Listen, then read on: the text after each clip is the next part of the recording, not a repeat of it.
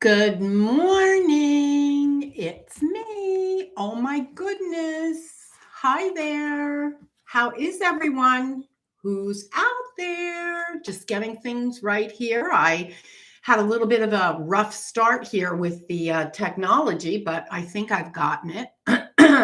Pardon me. Uh, got my coffee. I'm reminded to see the good. Who's out there? Give me a quick shout out. Hi, hello. Where are you from? Hi, Afton. How are you? How's everybody doing? Everybody have their morning beverage? Hi, Christy. How are you? I thought I would stop by and say hi for a little bit. Hi, Cynthia. How are you? Monica, good morning. I thought that I would share a little bit about my revelations and maybe, oh, here's my water cup. Got a little bit of everything going on here. Mm. Making sure I get my 100 ounces of water. Hey, Eddie, good morning from Florida. I'm in Pennsylvania. How's everybody surviving the smoke? Thank you, Canada. I hope you're safe, all of you in Canada. Hi, Marcy. Oh, thank you. Thank you. Yes, the haircut. I love the haircut. Listen, I'm really thinking like that. I just want to get it like this short and all the way around and just be done with it, but we'll see.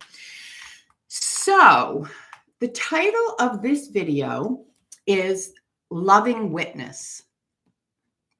One of the things I've come to realize about what I do is that I get to witness your evolution. I get to witness your beautiful inner garden, your inner sanctuary, if you will. I can witness all of the beautiful pieces of you, pieces that you probably don't even get to see.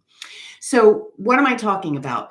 When I do a reading, I am very quickly connected to your energy and I can see past lives, I can see this life, and I also get the privilege of seeing who you are at your core. And most times, people don't even know who they are at their core.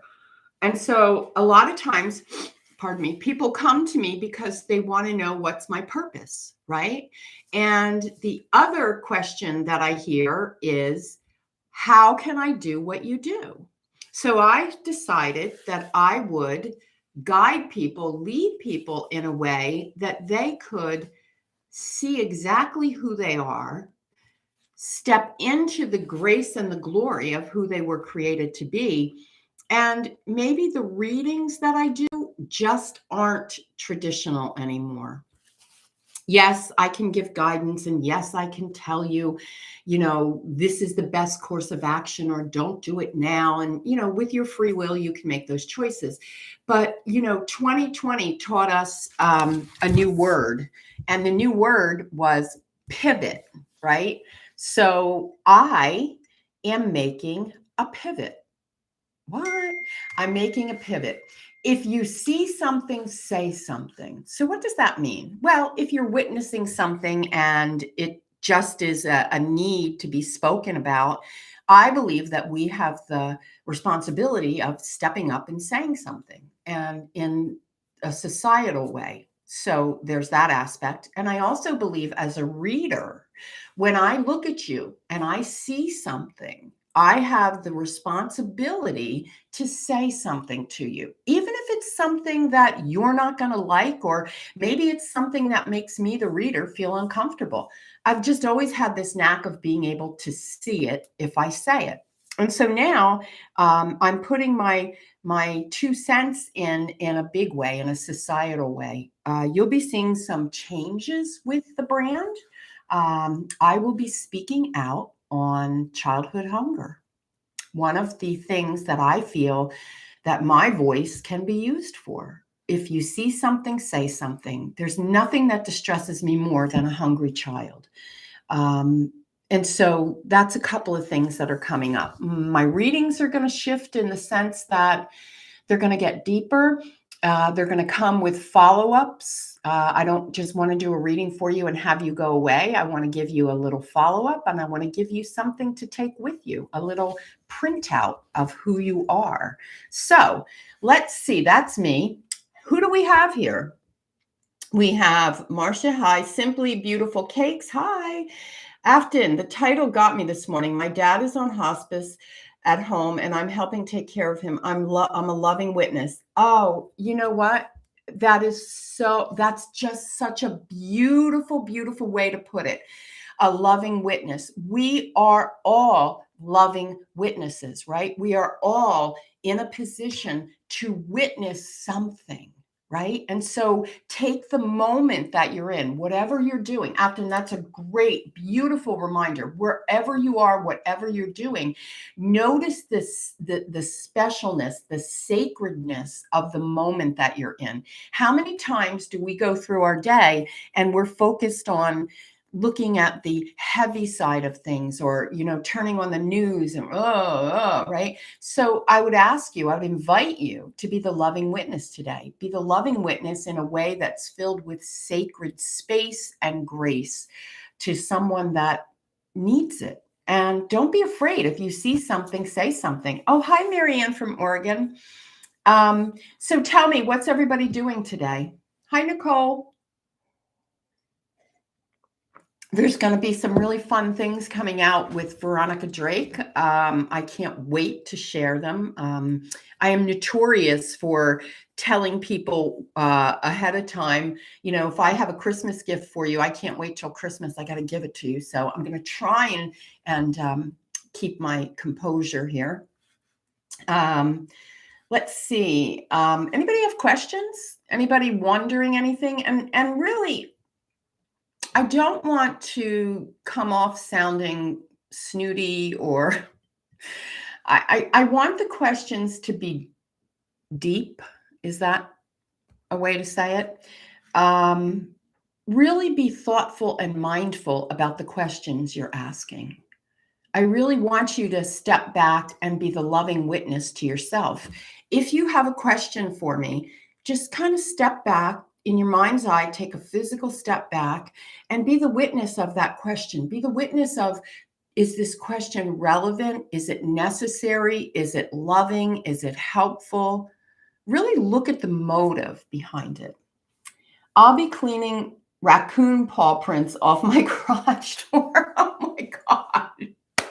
Well, you are the loving witness to Rocky Raccoon, right? Smudging up your door. That's interesting. Raccoon. Marcia, where do you live? What can I do in this time of loving my father? Can I, or do I need to know more of? That's beautiful. What you need to understand is when the human is in the process of transitioning, they're very transparent. Their soul is very much at the top, the surface.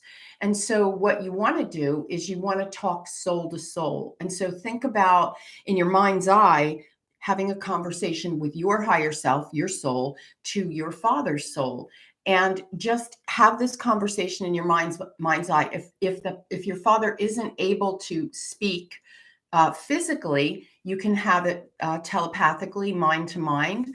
And you also want to know that I've been told that a month to 3 months before the soul goes home, they go back and forth. So while they're still here in physical body, their soul is going back and forth, and they're preparing for their journey home.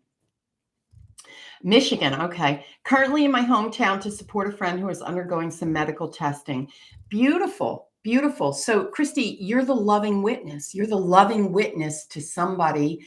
And the way that you can be that loving witness is hold the space and just keep your vibration high and just monitor your own energies, because what you're doing for that person and the rest of humanity is feeding them energy. So the best thing you can do, and Afton, this is also true for you, is to be mindful of your own vibration. Okay. So what I want to say is I will still be doing readings. They'll look different because I want them to be deeper. I want them to be a soul journey, a soul exploration. And so I'm going to be offering up 20-minute follow ups for the reading because I don't just want to give you the guidance. I want to check in with you after. And you're also going to get a really beautifully designed printout of who your spirit team is. You're going to get who you are naturally. It's all going to be printed out in a little ebook form for you because I want you to have a roadmap going forward.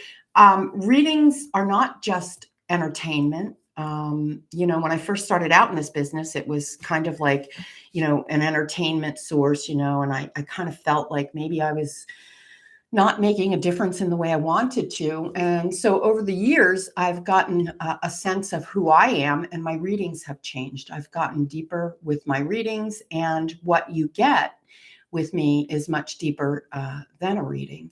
So veronicadrake.com, book your reading, and rest assured that I'm not just going to read you and go away. Because what I've also done is created a little haven, a little sanctuary that you can be part of after your reading. And I will visit there frequently, and you will have just this loving community that supports you. So yeah, that's what I got. Okay, so who else has thoughts or questions? Who wants to do this work? Is there anybody out there that wants to do this work? Because I've got a group going right now. It's full, so you can't be in it. But I've got a group going where I'm teaching and training people how to be mediums, which was really never what I thought my calling was. But I find it to be very interesting, and I find it to be very fulfilling and rewarding. So yeah, I'm happy for that. Good morning. Who else? Anybody else? I'm not sure if this is slow going or if there's internet. Do you still see me, Eric? Eric is always going to see you. If Eric has made a connection with you, Eric will always see you. He's rest assured he will always see you. I have taken a hiatus from channeling Eric. I've stepped back this summer a little bit so that I could focus on if you see something, say something, the loving witness. But I will always have a connection to Eric. So yeah, he's always a call. Yes, absolutely. I am endeavoring to learn Reiki in my quest to communicate with and help animals. Oh, Christy, I love that. When you wrote that, I just got chills all over my whole body. That's just so perfect for you. We're heading into a time where energy is really going to be the end all be all. We're moving out of one phase and into another. I've always wondered if Eric and my son hang out on the other side.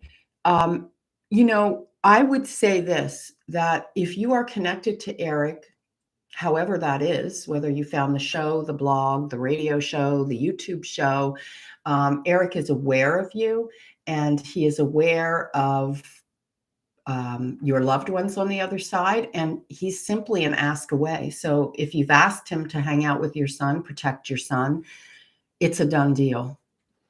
So a little bit witchy. Stacy, I love that name, a little bit witchy. Stacy, what's my purpose is a bigger question than we have time to answer here. And what's my purpose is the number one question I get asked. I don't know if you heard or not, but I'm doing my readings a little bit differently now. I'm offering a follow-up session with a reading. I'm also offering a private community after you have a reading. And I'm also offering a little handout to summarize who you are, which is going to help guide you to your purpose, Stacy. So you may want to consider booking a reading with me. Monica, I've been trying to connect to my inner self, but do have lots of past traumas.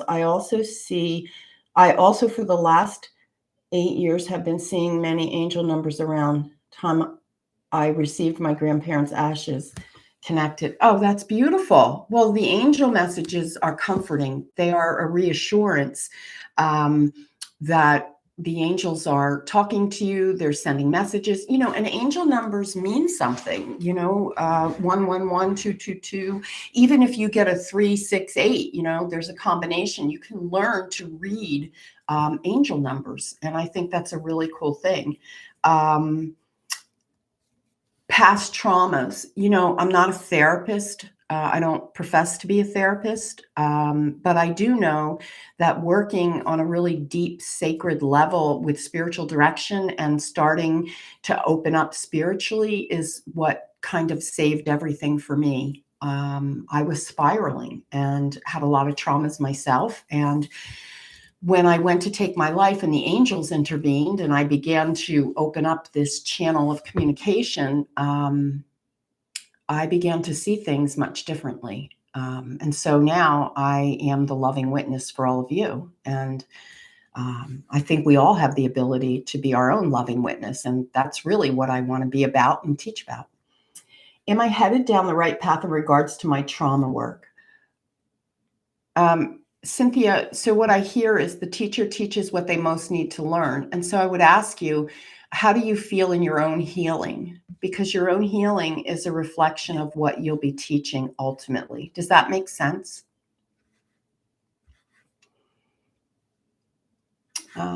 Let's see. Monica, did my answer make sense for you?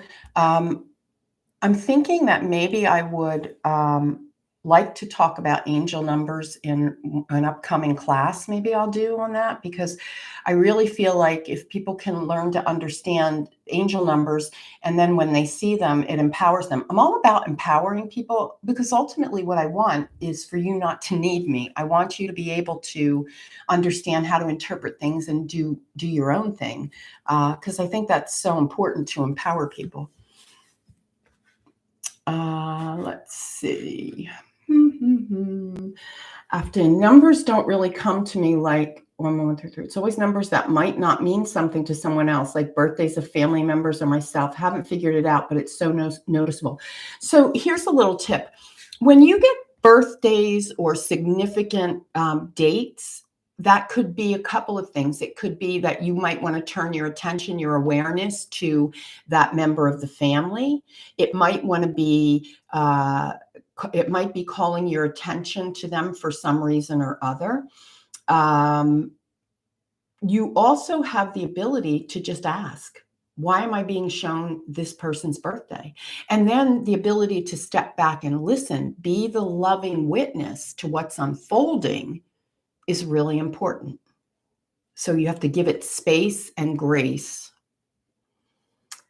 Hey, good morning, Monica. How are you? I will book a reading with you about my purpose. Thank you. I've been wondering, do I have a connection to Buddha? So the short answer is everything is connected to everything, right? We are all an extension of the same source, and therefore all is one. Now, that's the big generic answer, right? Like, because it's the truth.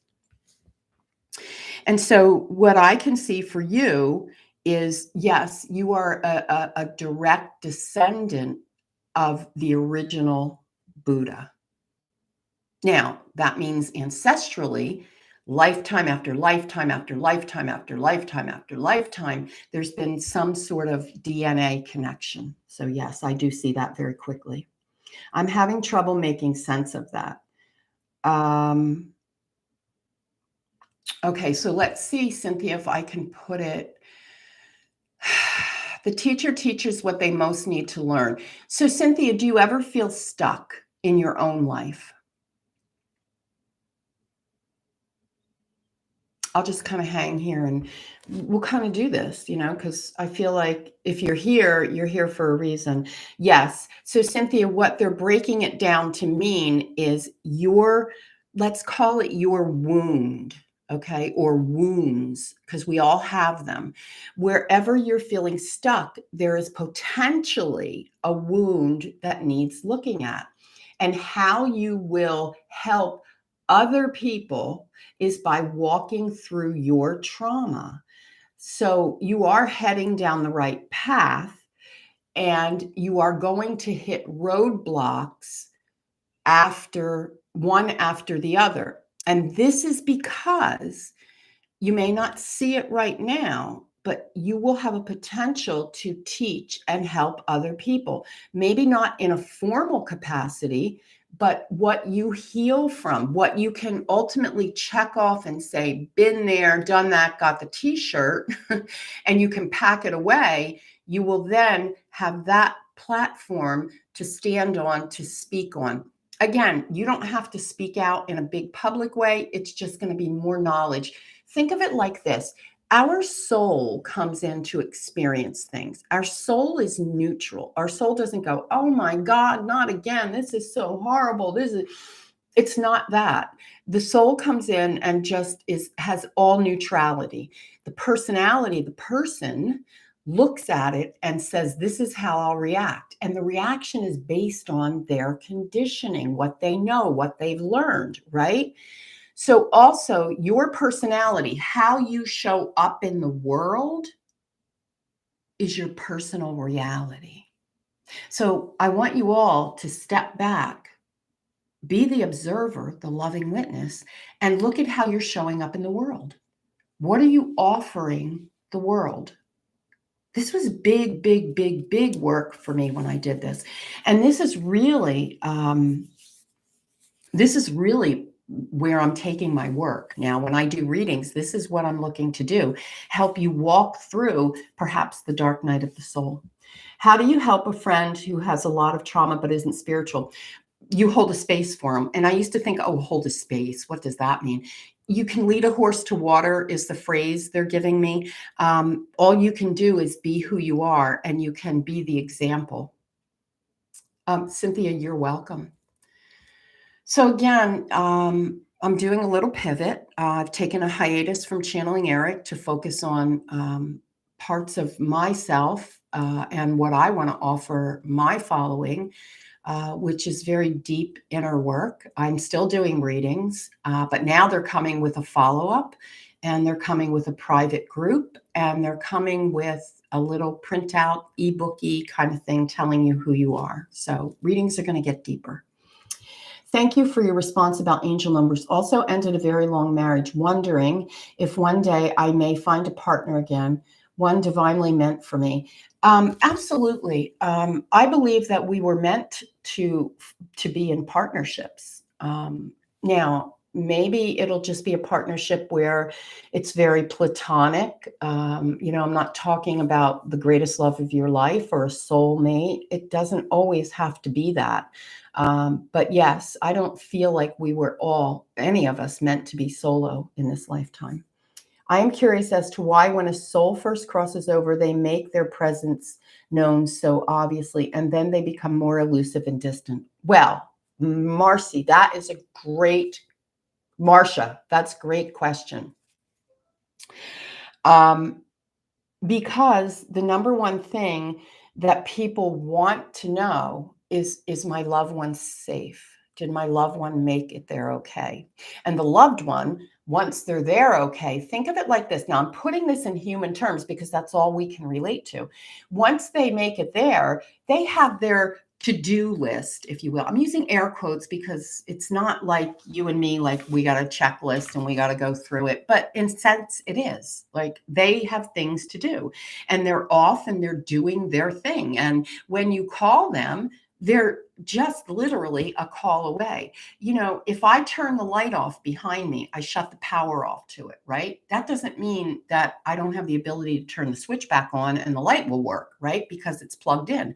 So when we work with the other side, when we want to talk to our loved ones, we got to turn our power on. That means we got to focus, we got to consciously, and we got to, put the effort into raising our vibration and clearing out the space, right? So let's say mom crossed over and you knew she got there because all of a sudden you saw roses and smelled roses, and that was her favorite thing. And so now you know she's on the other side and she's safe. But let's say you're having a challenge. Mom isn't going to, any spirit isn't going to intrude unless they're asked in, right? So you say, Mom, come in, you're going to raise your vibration. Then you're going to be, and this is so important to hear this, you're going to be the loving witness to what's unfolding inside of you from your mother. And you can't be the loving witness with a lot of chatter up here. Thank you. I will miss seeing you with Elisa. But you could see me here. When you do readings, do you include also lives beyond our planet? I wonder how our star life history has impacted our life on Earth. Anna, that's a great question. I have not typically done that, and not that I don't do it. If it reveals itself, then sure, I reveal it, but I don't focus on it. But I don't exclude it either. That makes so much sense. Thank you, Marcia. Marianne, I've been told my dad is not in heaven. I lovingly disagree with that. Heaven is a concept of not here. How's that? Heaven is a concept of not here. So I'm into the dimensions now, and we are living in the fourth dimension. But inside the dimension are densities, right? And so if you think about a density, it's a thickness, it's a heaviness, it's a higher frequency, right? So when we die, we go to the fifth dimension, right? The fifth dimension is where we go, call it the holding ground, if you will, until the soul decides what it's going to do. Some people call that heaven.